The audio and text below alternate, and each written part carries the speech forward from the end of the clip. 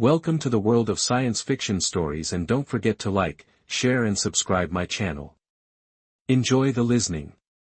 500,000 years of silence. Then the Wrathchild fleet arrived. Dust swirled around Teb's boots as he knelt in the ancient ruins. The wind howled across the barren landscape, but he barely noticed it. His six-fingered hands carefully brushed away centuries of dirt from what looked like a metal panel. His heart beat faster under his pale blue skin. "Tef, we should head back. The storm is getting worse," called Ren from the shelter of their small survey ship. Tef ignored his friend. After 3 years of searching dead worlds for proof, he couldn't stop now. The ruins around him were different from the others they had found. These weren't random buildings or broken machines. This was a military outpost, a human military outpost. Humans. The very word made some of his people tremble. The great warriors who once ruled the stars, the beings who fought like demons and built wonders that still couldn't be matched. All gone now for 500,000 years, just stories to frighten children. But Tef knew better. The humans were real, and he had spent his life studying the few traces they left behind. "I found something," Tef shouted as his fingers felt a small groove in the panel. He pressed it, and with a soft hiss, the metal slid open. Inside was a small device, still gleaming as if made yesterday.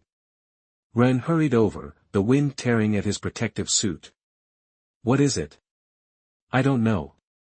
Tef turned the object over in his hands. It was a simple black cube with a single button. Despite its age, it hummed with power. "It's still working after all this time. Don't touch it. Director Mala will want it taken back intact." Tef knew Ren was right. Protocol demanded they seal any artifacts and return them to the Science Academy. But something about this small cube called to him. Before he could stop himself, he pressed the button. The air above the cube shimmered, and then light burst forth. Both researchers stumbled back as a figure formed in the air, a human. It stood tall, wearing a dark uniform covered with markings that must have shown rank. "This is Admiral Stone of the Earth Defense Fleet," the image said in a voice that seemed to reach into Tef's mind, translating itself. "If you are seeing this message, then our time has passed, but our legacy remains." Tef could hardly breathe, a real human voice speaking across 500,000 years. "The Wrath sleeps, but not forever. When our child awakens, we will return." The figure paused, looking straight at Tef as if it could see him. "The coordinates that follow lead to what we have left behind. Use them wisely." Numbers flashed in the air, burning themselves into Tef's memory. Then the image vanished, leaving only the silent cube. "Did you see that?" Tef whispered. Ren nodded, his eyes wide. "We need to report this immediately." 2 days later, Tef stood before Director Mala in her cold office at the Science Academy. The cube sat on her desk, now sealed in a containment field. "It's just an old recording device," Mala said, her tone dismissive. "The message means nothing." Tef couldn't believe what he was hearing. "Director, this is the most complete human artifact ever found. The message mentions coordinates to a system." Mala cut him off. "We've already checked the location. It's an unlivable star with no planets of value. But what if there's something we're missing? What if our sensors can't detect what's there?" Mala stood up, towering over Tef. "This obsession with humans has gone too far. They were an aggressive species that destroyed themselves, nothing more. The Council has already decided that this artifact will be stored and studied carefully, not used for wild treasure hunts." Tef clenched his fists. "The human called it Wrath's Child. Don't you want to know what that means?" "What I want," Mala said coldly, "is for you to remember your place. This discovery will be announced properly after careful study. Until then, you are ordered to speak of it to no one." That night Tef couldn't sleep. The coordinates burned in his mind along with the human's words: "When our child awakens, we will return. What did it mean? How could a species return from extinction? His communication device beeped. It was Ren. Have you seen the news? Ren's voice was excited. There are reports coming in from the outer systems. Old machines are turning on by themselves. Defense systems from the human era are activating. Tef sat up in his sleeping pod. Where? Everywhere. Places where humans once lived. It's like something woke them up. The next morning, Tef made his decision. He found Ren in the Academy's food hall. I'm going to those coordinates, he said quietly. Tonight. Ren almost choked on his meal. You're what? But Director Mala will never approve an expedition. I know. Tef leaned closer. I've copied the coordinates. I can take one of the small research vessels. They won't even notice it's gone until we're far away. Ren looked alarmed. I need a pilot. You're the best one I know. Ren shook his head. This is crazy. We'll lose our positions at the Academy. Maybe. Or maybe we'll make the greatest discovery in history. Tef's eyes shined with excitement. Think about it, Ren. What if the humans left something behind? Something important enough to hide for 500,000 years. Before Ren could answer, their devices beeped with an emergency alert. All Academy staff were being called to an emergency meeting. More ancient systems had activated, this time closer to the core worlds. It's happening, Tef whispered. Whatever the humans were waiting for, it's starting now. That night, as the 3 moons rose over the Academy, a small research vessel slipped away from its dock. Inside, Tef watched as Ren expertly guided the ship past the orbital security stations. Course set for the coordinates, Ren said, his voice a mix of fear and excitement. We'll arrive in 3 days. As the ship jumped to faster-than-light travel, Tef stared out at the streaking stars. Somewhere out there, a message left by the last humans was coming true. The wrath was awakening, and Tef had chosen to meet it head-on. Behind them, across the galaxy, more ancient systems flickered to life like old soldiers rising from a long sleep. The countdown had begun. 3 days in the tiny research vessel left Tef and Ren tired and on edge. The ship wasn't built for long journeys. It had one small sleeping area and barely enough food for a week. We're approaching the coordinates, Ren said, checking the navigation panel. Dropping out of faster-than-light travel now. The stars stopped streaking by and settled into tiny points of light. Before them lay a yellow star, much like countless others. That's it? Tef asked, leaning forward. I don't see anything special. Ren shook his head. The scans show 8 planets. Third one from the star might be solid, but readings are strange. He frowned at his instruments. It's like something is blocking our sensors. Take us closer to the 3rd planet, Tef said, his heartbeat faster. This had to be it. As their ship approached, they saw a blue-green world, but something wasn't right. The planet seemed to flicker, like a bad image. What's happening? Tef asked. Ren's fingers flew over the controls. I don't know. Our sensors can't get a clear reading. It's like the planet is there and not there at the same time. Suddenly, a bright light flashed across their view screen. The ship shuddered. We're caught in some kind of beam, Ren shouted, fighting with the controls. I can't break free. The research vessel began moving toward the planet, pulled by an invisible force. As they got closer, the flickering image of the planet changed. The blue-green world solidified before their eyes, and now they could see continents, oceans, and swirling white clouds. It's Earth, Tef whispered in awe. The human home world.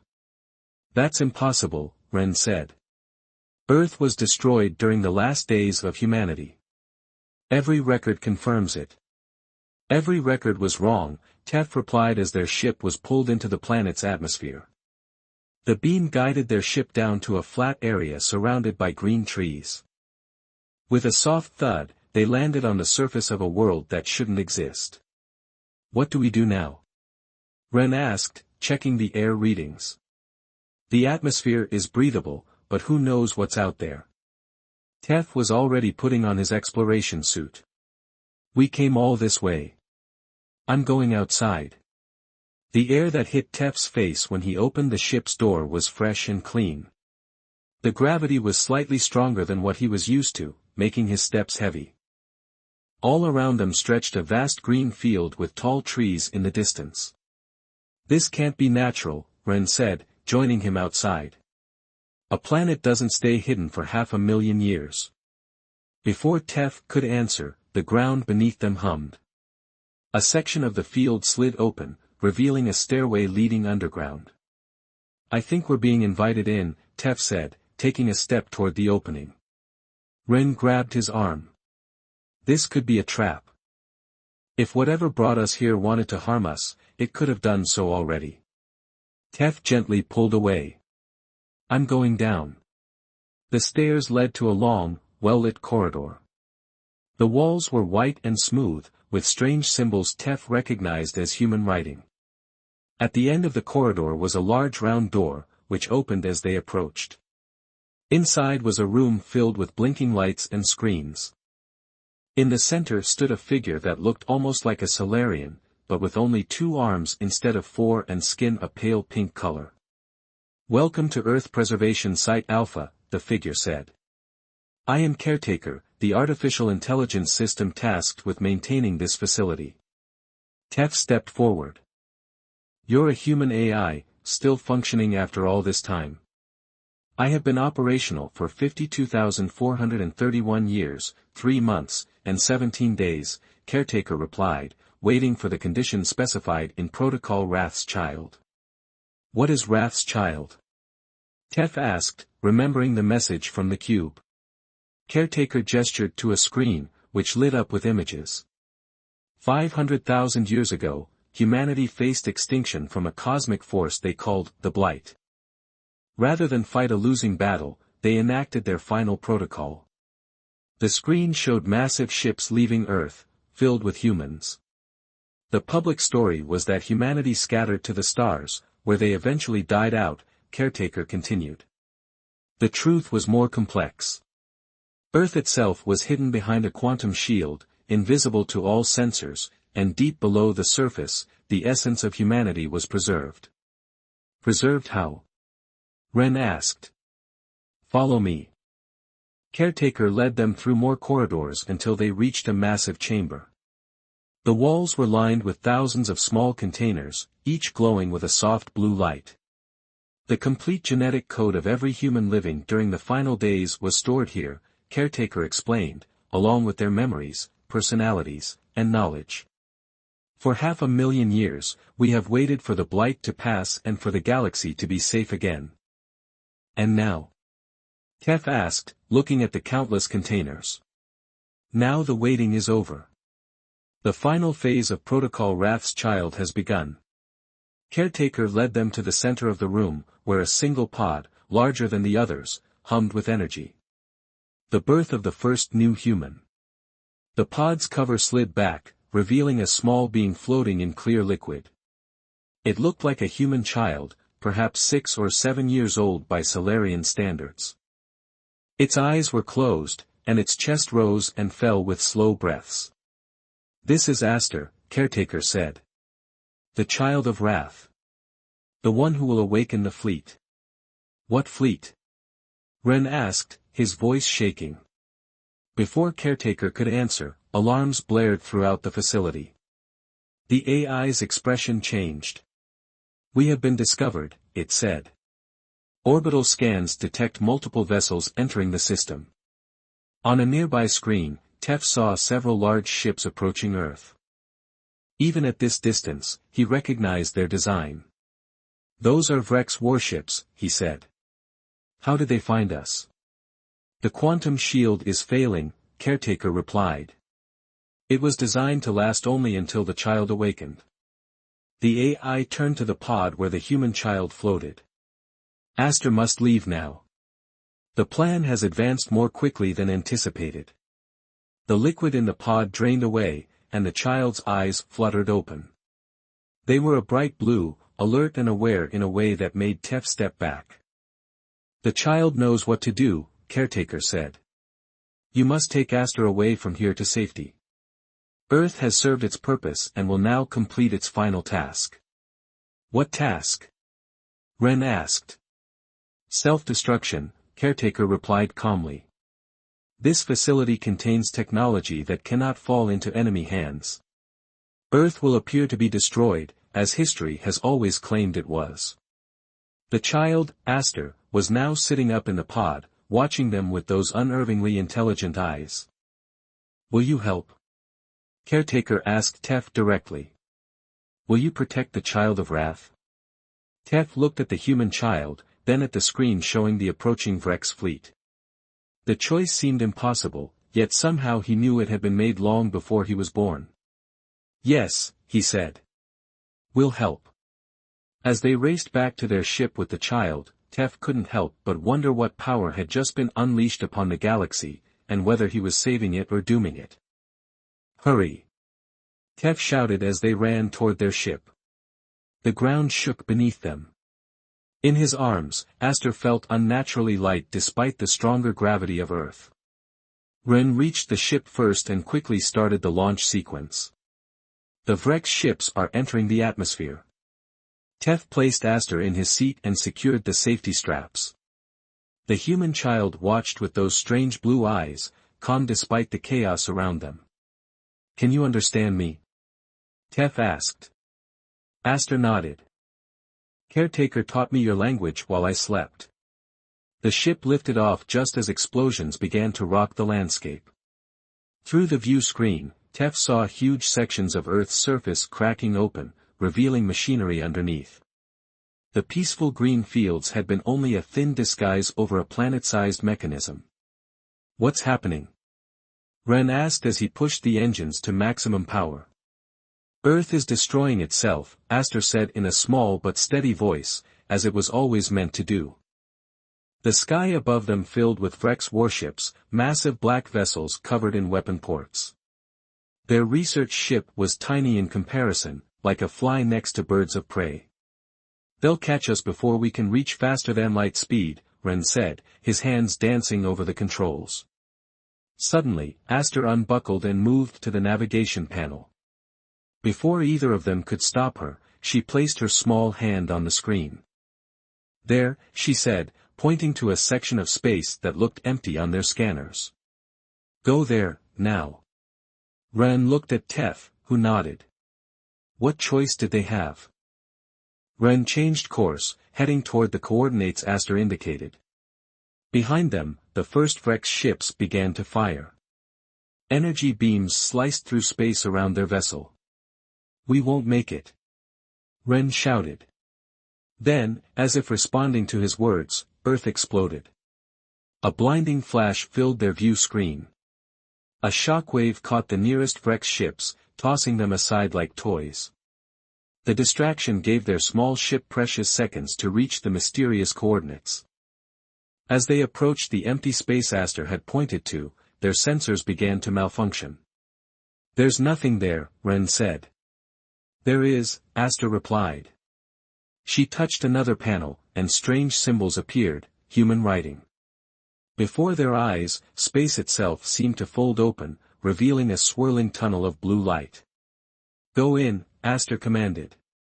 Ren hesitated only for a moment before driving their ship into the opening. Behind them, the Vrex fleet regrouped and gave chase, but they were too late. The hole in space closed as soon as their ship entered. Inside the tunnel, streams of energy flowed around them like water. The ship's engine shut down, but they continued moving, carried by some unknown force. What is this place? Tef asked, staring at the impossible tunnel. A wormhole network, Aster explained. Humans built it before they disappeared. Only those with the right genetic key can open the gates. And you have this key? Tef asked. Aster nodded. I was made for it. I am the key to everything they left behind. The tunnel deposited them in a different part of space, far from Earth and the Vrex fleet. Stars surrounded them in unfamiliar patterns. Where are we? Ren asked, checking the navigation system. Old human territory, Aster said. A place called Proxima. We'll be safe here for a while. They landed on a small moon orbiting a red dwarf star. The surface was barren, but sensors detected an artificial structure beneath the crust. Once again, Aster led the way, finding an entrance hidden among the rocks. Inside, they discovered an old human outpost. Dust covered everything, but when Aster entered, lights flickered on and machines hummed to life. How did you do that? Tef asked. I didn't, Aster replied. They recognize me. The next few days were spent in relative safety. Aster showed them how to use the human technology to monitor space around them. There was no sign of pursuit yet, but Tef knew it wouldn't last. The Vrex won't give up, he told Ren as they watched Aster interact with an old human computer. They're afraid of humans, always have been. With good reason, it seems, Ren replied. Look at what this child can do, and she's only just awakened. Indeed, Aster was changing daily. She grew taller, her mind absorbed information at an alarming rate, and she could operate technology neither of them understood. Sometimes Tef caught her staring into space, as if listening to voices only she could hear. On the 5th day, alarms blared throughout the outpost. They found us, Aster said, looking at a screen showing a Vrex scout ship in orbit. We need to move. How? They'll see our ship as soon as we launch, Ren argued. Aster walked to a blank wall and placed her hand against it. The wall slid open, revealing a hangar containing a sleek vessel unlike anything Tef had seen before. A human ship, he whispered. An interceptor, Aster corrected. Faster than anything the Vrex have. They quickly transferred their supplies to the new ship. Inside, the controls were strange, but Aster moved to the pilot's seat as if she had done it 1,000 times before. I'll fly, she said. It wasn't a question. As they lifted off, the Vrex ship detected them and opened fire, but the human interceptor moved with impossible speed and agility, easily avoiding the shots. Hold on, Aster warned as her small hands gripped the controls. The ship shot forward faster than Tef thought possible without using faster-than-light travel. How are we moving so quickly? Ren asked, his voice filled with awe. Inertia dampening and gravity manipulation, Aster explained. Human technology. They left the Vrex ship far behind, but it had already sent a message. Soon, the entire Vrex fleet would be hunting them. As they fled, Aster explained more of her purpose. I carry the activation codes for something called the response. When I reach full maturity, I can awaken the sleeping fleet. What fleet? Tef asked. Before the last humans died, they built warships, thousands of them. Then they hid these ships in pocket dimensions throughout the galaxy. Only I can find them. Only I can wake them. Why? What's the point after all this time? Ren asked. Aster's face grew serious, looking older than her physical age. Because the blight is returning. The humans knew it would. That's why they created me. That's why they waited. Everything that's happening was planned 500,000 years ago. Tef felt a chill run down his spine. What is the blight, exactly? Before Aster could answer, their sensors detected multiple ships closing in from all directions. The Vrex had found them faster than expected. They're everywhere, Ren said, looking at the tactical display. Aster's hands flew over the controls. There's another wormhole gate nearby. If we can reach it. The ship accelerated, pushing toward a seemingly empty section of space. Behind them, the first Vrex warships opened fire. We're not going to make it, Tef said as energy blasts came closer and closer. Then Aster did something unexpected.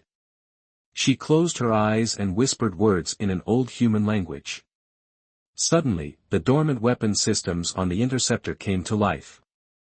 Without anyone touching the controls, the ship fired back at their pursuers, destroying 2 Vrex vessels instantly. "How did you do that?" Tef asked, stunned. Aster opened her eyes, which now glowed with an inner light. "I didn't. They did.